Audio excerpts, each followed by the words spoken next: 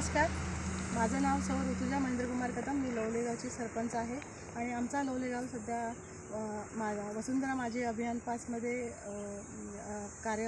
अभियानमध्ये भाग घेतलेला आहे आणि गेली 3 वर्ष आमचा गाव त्या स्पर्धेमध्ये आहे आणि आम्ही सरपंच झाल्यापासून दरवर्षी आम्ही वृक्ष लागवड करतच आहोत. तुम्ही आजूबाजूला बघू शकता. माझी वसुंधरा अभियानाअंतर्गत आमचे घोषवाक्य किंवा इथली जी झाडं म्हणजे जी आयुर्वेदिक किंवा जास्त वयाची अशी तुम्हाला दिसतील किंवा इथे आमच्याच म्हणजे बाजूला एक नदी आहे, तिथे एक बंधारा घातलेला आहे. त्या नदीचा गाळही काढलेला आहे आम्ही.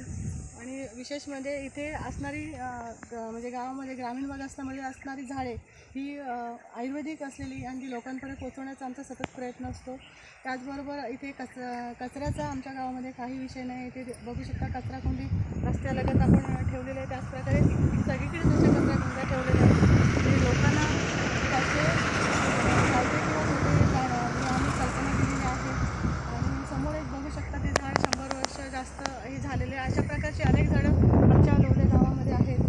वृक्ष पण वेगवेगळ्या प्रकारचे वृक्ष किंवा जी झाडं आयुर्वेदिक झाडं ती जपली जातात. म्हणजे नेहमीच इथे गावातल्या लोकांना ती आवड आहे झाडं लागवड किंवा करण्याची किंवा त्यांची जतन करण्याची.